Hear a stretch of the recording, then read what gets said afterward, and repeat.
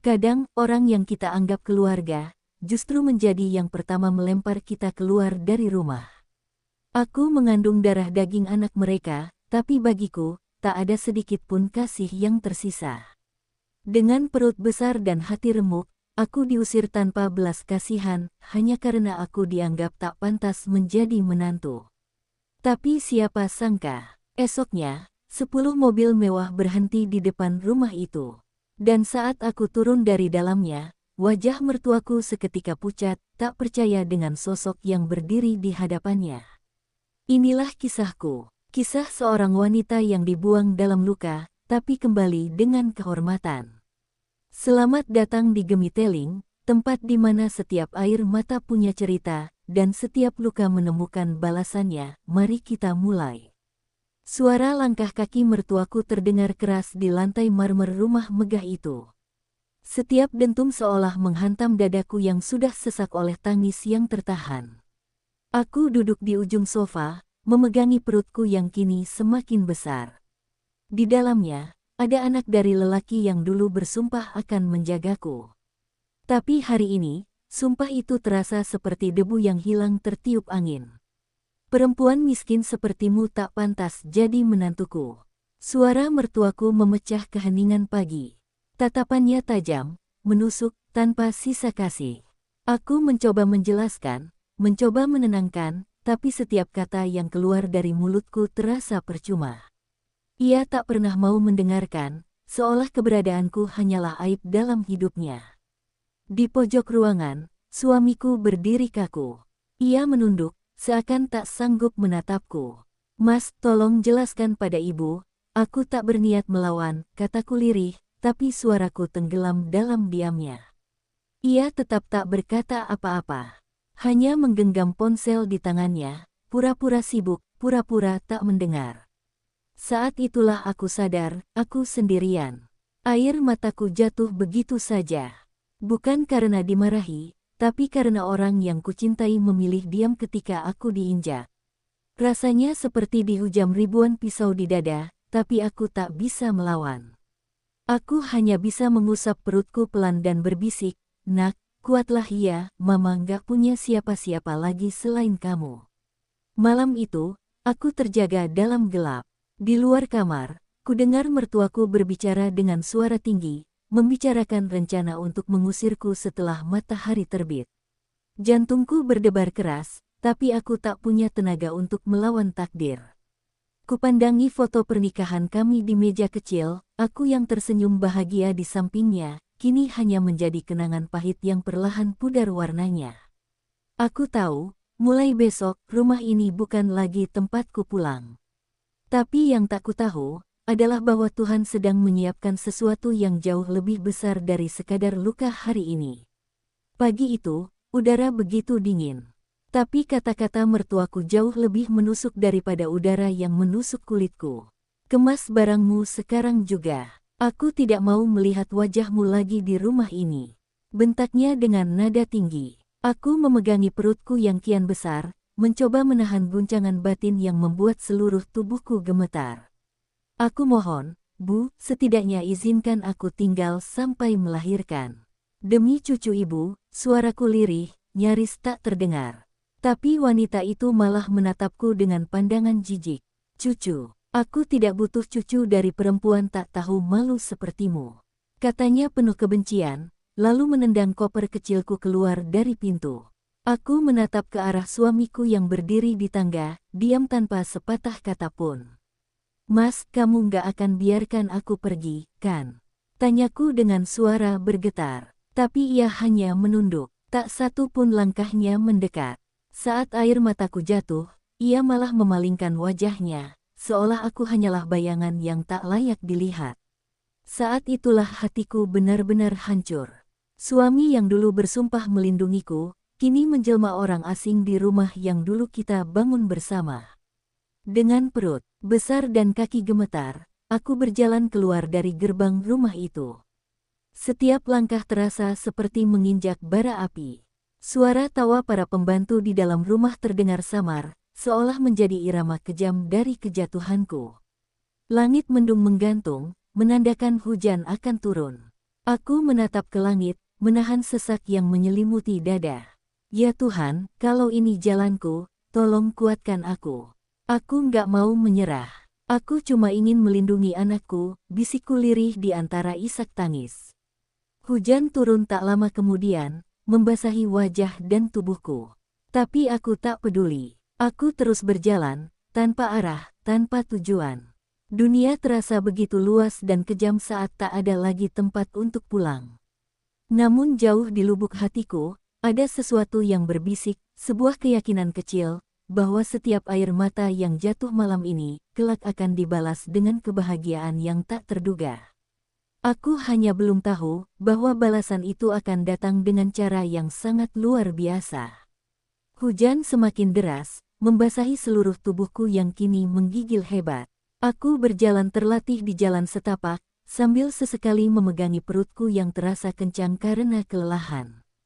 Jalanan sepi, hanya ada suara gemuruh langit dan langkahku yang berat. Nak, maaf ya, Mama belum bisa kasih tempat yang layak buat kamu, bisikku lirih, menahan tangis yang mulai pecah. Tiba-tiba kakiku terpeleset di jalan berlumpur, membuat tubuhku terjatuh. Sakitnya menjalar sampai ke dada. Aku panik, takut sesuatu terjadi pada bayiku. Tolong, ada orang. Suaraku nyaris tak terdengar di antara derasnya hujan. Di tengah kabut dan air hujan yang menutupi pandangan, sebuah cahaya dari lampu sepeda motor berhenti tak jauh dariku. Seorang pria tua berjas hujan lusuh segera turun dan berlari ke arahku.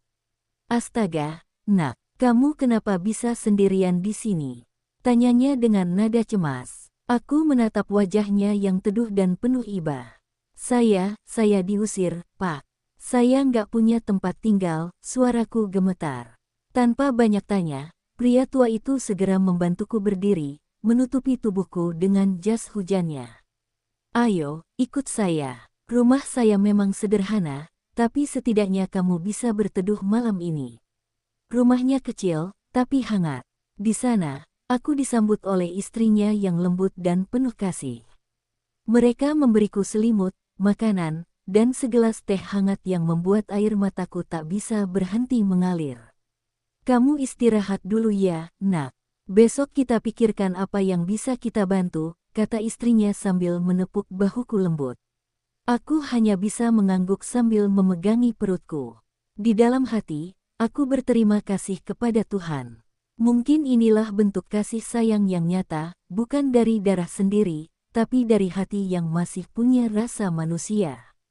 Malam itu aku tertidur dalam kelelahan, tapi dengan sedikit tenang di dada.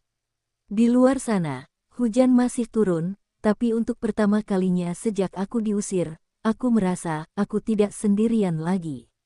Pagi itu, sinar matahari menyelinap lembut melalui jendela kecil rumah kayu tempat aku menginap.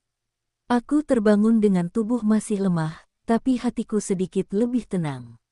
Pasangan suami istri tua yang menolongku, Pak Tarman dan Bu Rini, menyapaku dengan senyum ramah.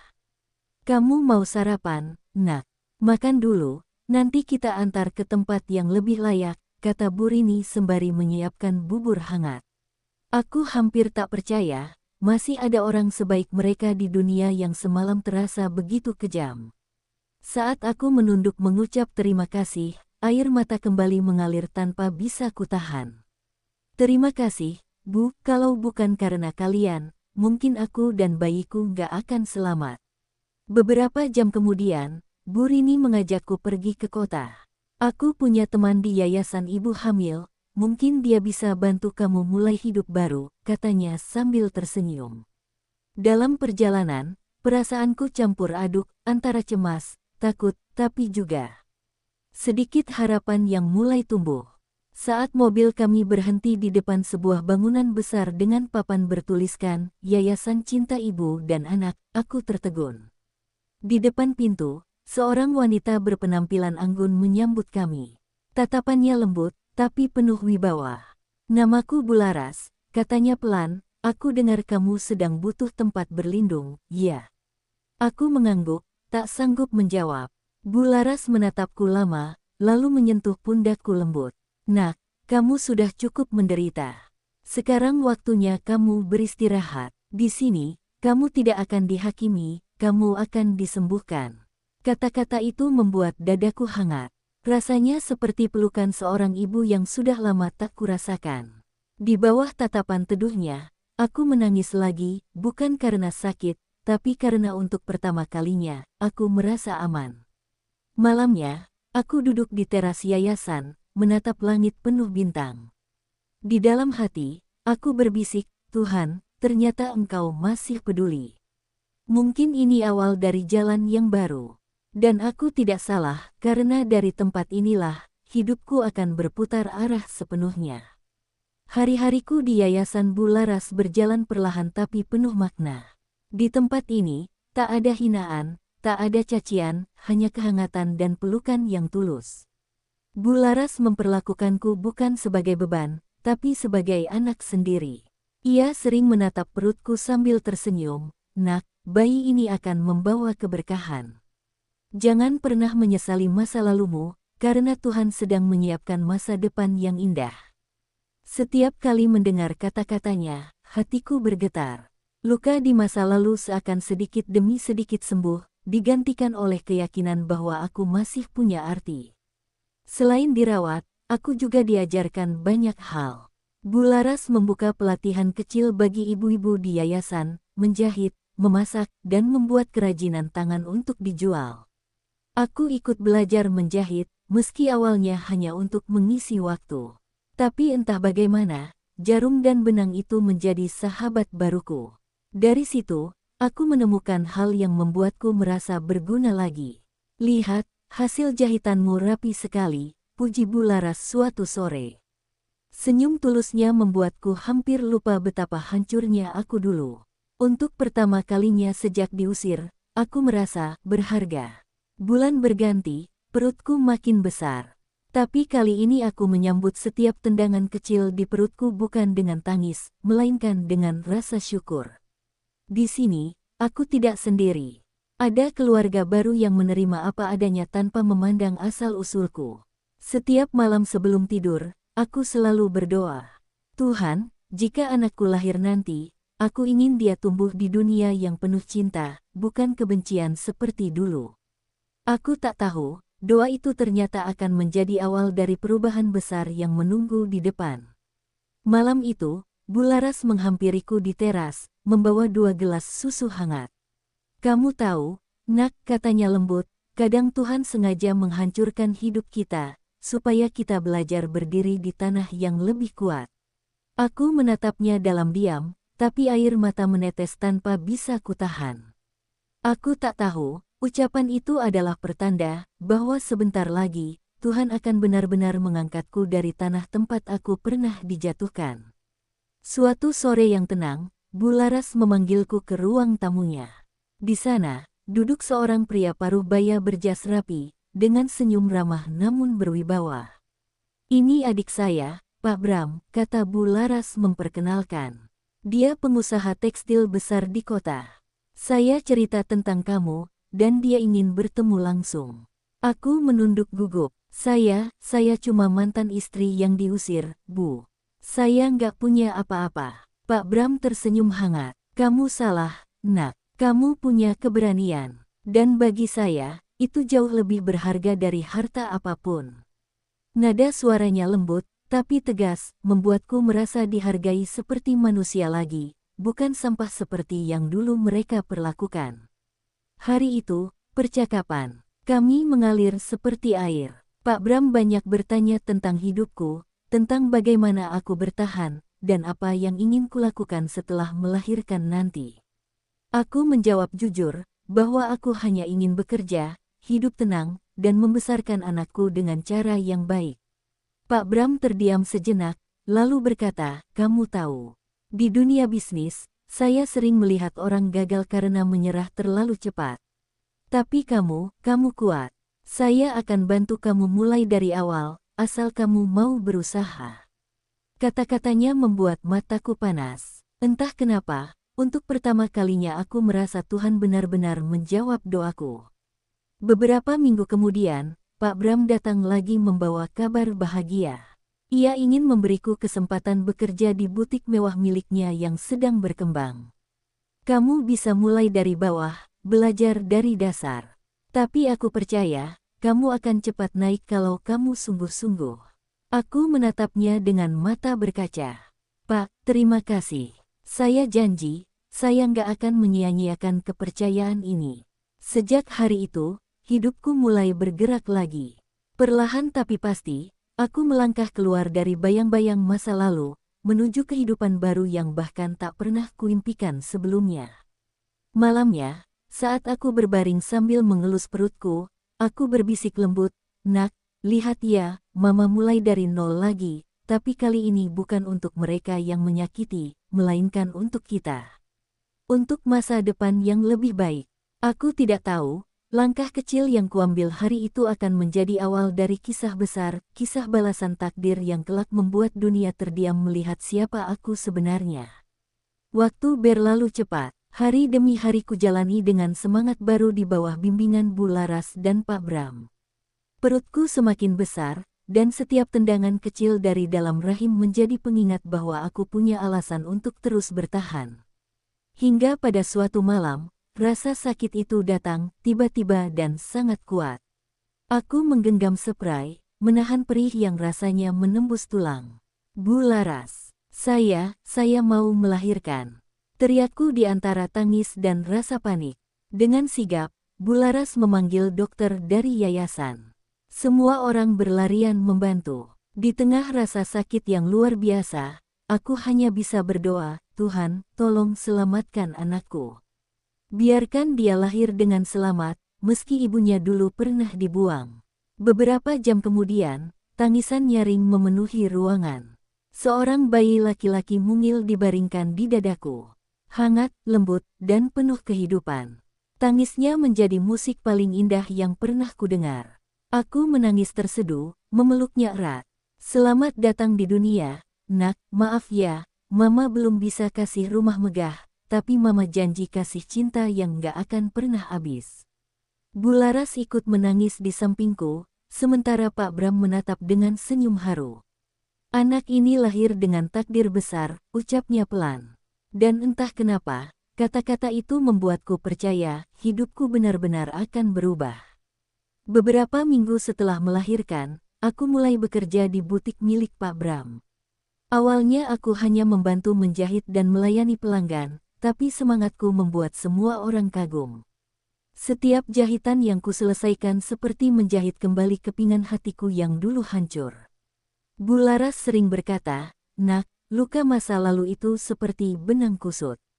Kalau kamu sabar mengurainya, nanti kamu akan melihat kain indah di akhirnya." Dan benar, perlahan tapi pasti, hidupku mulai membentuk pola yang indah, jauh dari bayangan kelam masa lalu. Hari-hariku kini penuh arti. Aku bekerja keras di siang hari dan memeluk anakku di malam hari. Senyumnya menjadi sumber tenagaku untuk terus melangkah. Aku tidak lagi merasa kecil. Aku tidak lagi merasa hina.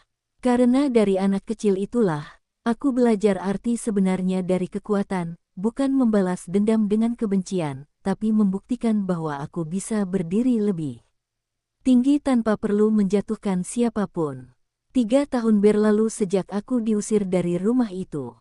Dunia berputar cepat, tapi aku tidak lagi terpuruk di dalamnya. Di bawah bimbingan Bu Laras dan Pak Bram, aku belajar banyak tentang bisnis, etika, dan kekuatan diri. Aku tak hanya menjadi karyawan butik, aku menjelma menjadi tangan kanan mereka. Ide-ideku membuat butik itu semakin maju. Hingga suatu hari, Pak Bram menatapku dan berkata dengan bangga, "Mulai sekarang, butik ini milikmu juga. Anggaplah ini hasil kerja kerasmu sendiri." Aku tak bisa menahan air mata. Perempuan yang dulu dibuang karena dianggap tak pantas, kini justru dipercaya memimpin usaha besar. Namaku mulai dikenal di kalangan pengusaha busana. Banyak pelanggan dari luar kota datang hanya untuk melihat desainku. Aku tak lagi berjalan menunduk seperti dulu. Setiap langkahku membawa keanggunan dan kekuatan yang baru. Anak kecilku kini tumbuh sehat dan cerdas, selalu memelukku setiap pagi sambil berkata, "Mama, nanti aku mau jadi hebat kayak Mama." Kalimat sederhana itu jadi bahan bakarku untuk terus maju. Aku ingin membuktikan pada dunia bahwa luka masa lalu tidak bisa menghancurkan masa depan seseorang yang berani bangkit. Pada suatu sore, aku duduk di ruang kantor butik yang kini megah dan ramai. Di hadapanku tergeletak sebuah undangan reuni keluarga suamiku dulu. Aku menatapnya lama. Namaku tercantum di situ, diundang sebagai pemilik butik ternama, Gita Laras. Ada rasa getir, tapi juga damai. Aku tahu, waktunya sudah dekat. Waktu di mana aku akan berhadapan kembali dengan orang-orang yang dulu menendangku keluar tanpa belas kasihan. Tapi kali ini, bukan aku yang akan memohon diterima, melainkan mereka yang akan terdiam melihat siapa aku sekarang. Malam itu aku berdiri di depan cermin, mengenakan gaun sederhana berwarna putih. Penuh wibawa, tapi tetap lembut. Aku tersenyum pada bayangan diriku sendiri. Terima kasih, Tuhan, bisikku lirih. Karena dari luka, Kau ajarkan aku untuk menjadi kuat. Dan dari rasa kehilangan, Kau tunjukkan arti memiliki. Aku tahu, kisah ini belum berakhir. Karena esok pagi, 10 mobil mewah akan menjemputku, dan sejarah akan menulis bab baru dari hidupku yang dulu pernah diremehkan. Pagi itu, udara terasa berbeda. Langit cerah, tapi hatiku berdebar hebat. Di depan rumahku yang megah, 10 mobil mewah berbaris rapi. Setiap mobil berwarna hitam mengilap, mencerminkan cahaya mentari dengan gagah. Para sopir berdiri tegak di sisi kendaraan, seolah tahu bahwa hari ini bukan hari biasa. Aku melangkah anggun menuruni tangga rumah, dengan gaun elegan berwarna gading dan sepatu hak perak yang berkilau. Di pelukanku, anak kecilku tersenyum ceria tanpa tahu bahwa hari ini, ibunya akan menatap masa lalu yang dulu memusnahkan harga dirinya. Mobil paling depan berhenti tepat di depan gerbang rumah besar itu, rumah mertuaku. Aku menatap bangunannya yang dulu menjadi saksi air mataku. Pintu gerbang terbuka perlahan. Orang-orang di sekitar terkejut melihat iring-iringan mobil mewah yang datang. Siapa yang datang? Bisik tetangga. Kayaknya pejabat penting, sahut yang lain. Tapi detik berikutnya, semua mata membelalak ketika aku keluar dari mobil, dengan langkah anggun dan senyum tenang di wajahku. Mertuaku keluar dari rumah dengan ekspresi bingung, lalu wajahnya langsung pucat seketika saat melihatku berdiri di hadapan mereka. Kau, Gita. Suaranya bergetar, hampir tak percaya. Aku menunduk sopan, lalu menatapnya lurus. Iya, Bu. Gita yang dulu ibu usir karena dianggap tak pantas. Udara terasa menegang. Beberapa keluarga yang hadir saling berbisik, tak menyangka wanita yang dulu diusir kini datang dalam kemewahan yang sulit disangkal. Mertua tampak ingin bicara, tapi suaranya tercekat. Aku menatap sekeliling, lalu berkata dengan tenang. Saya datang bukan untuk membalas dendam, Bu. Saya hanya ingin menunjukkan bahwa yang ibu anggap hina dulu, kini mampu berdiri tanpa harus menjatuhkan siapapun. Air mata menetes di pipinya. Untuk pertama kalinya, aku melihat wajahnya bukan dengan benci, tapi dengan rasa ikhlas. Di pelukanku, anakku menatap neneknya dan berkata polos, "Nek, ini rumah mama dulu, ya." Suara kecil itu menembus hati semua orang. Dan untuk pertama kalinya, mertuaku menunduk bukan karena marah, tapi karena menyesal. Suasana di halaman rumah itu berubah hening. Tak ada lagi bisik-bisik atau tatapan merendahkan. Semua orang hanya terpaku pada satu sosok, perempuan yang dulu mereka remehkan, kini berdiri anggun dengan cahaya keteguhan di matanya. Mertuaku menatapku lama, seolah tak percaya bahwa wanita yang dulu ia hina kini hadir dalam kemuliaan yang bahkan tak pernah ia bayangkan. Air matanya mulai jatuh, perlahan namun pasti. Maafkan ibu, Gita, ibu dulu terlalu sombong, terlalu buta untuk melihat ketulusanmu, katanya terbata-bata. Aku menatapnya tanpa amarah. Hatiku sudah terlalu lelah untuk membenci. Aku tersenyum lembut, tidak apa-apa, Bu. Waktu sudah mengajariku banyak hal, termasuk bahwa dendam hanya akan menahan langkahku. Saya sudah memaafkan sejak lama, bahkan sebelum saya tahu akan menjadi seperti ini. Mertuaku menunduk, lalu meraih tanganku. Jemarinya bergetar. Kau luar biasa, Nak. Ibu malu, katanya sambil menangis. Untuk pertama kalinya, pelukannya bukan lagi dorongan penuh kebencian, melainkan permintaan maaf yang tulus dari hati yang hancur oleh penyesalan. Aku memandang anakku yang tersenyum polos di sampingku. Nak, inilah rumah yang dulu Mama tinggalkan. Tapi hari ini, Mama datang bukan untuk tinggal, melainkan untuk berdamai, ucapku sambil berlutut menatap matanya. Anak kecil itu mengangguk dan memelukku erat. Di belakang kami, para tetangga, keluarga, dan bahkan orang-orang yang dulu mencibir kini menatap dengan mata berkaca-kaca. Hari itu bukan hanya hari kebangkitanku, tapi juga hari di mana keangkuhan luluh oleh kasih dan ketulusan. Sebelum pergi, aku menatap rumah itu untuk terakhir kalinya. Matahari sore menyinari wajahku dengan lembut, seolah memberkati perjalanan baru yang menanti. Terima kasih, Bu, kataku pelan. Karena kalau Ibu tidak mengusir saya waktu itu, mungkin saya takkan pernah tahu seberapa kuat saya bisa berdiri. Lalu aku melangkah menuju mobil dengan hati tenang. 10 mobil mewah kembali berjalan perlahan meninggalkan rumah itu, tapi kali ini, bukan sekadar kemewahan yang mereka saksikan, melainkan kebesaran hati seorang wanita yang mampu memaafkan tanpa harus melupakan. Dan di sanalah, kisahku benar-benar berakhir, bukan dengan tangis, tapi dengan damai. Kadang, hidup tak selalu berjalan seperti yang kita harapkan. Ada luka yang datang tanpa permisi, dan air mata yang jatuh tanpa alasan. Tapi di balik semua itu, selalu ada rencana Tuhan yang jauh lebih indah. Karena dari sakit, kita belajar kuat. Dari kehilangan, kita belajar ikhlas. Dan dari air mata, kita belajar bagaimana cara tersenyum lagi. Jadi, buat kamu yang sedang berjuang, jangan menyerah, ya.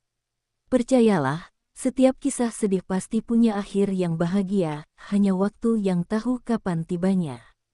Terima kasih sudah mendengarkan cerita ini. Jangan lupa like, subscribe, dan nyalakan loncengnya. Agar kamu gak ketinggalan kisah haru berikutnya di Gemiteling. Tempat di mana setiap air mata punya cerita.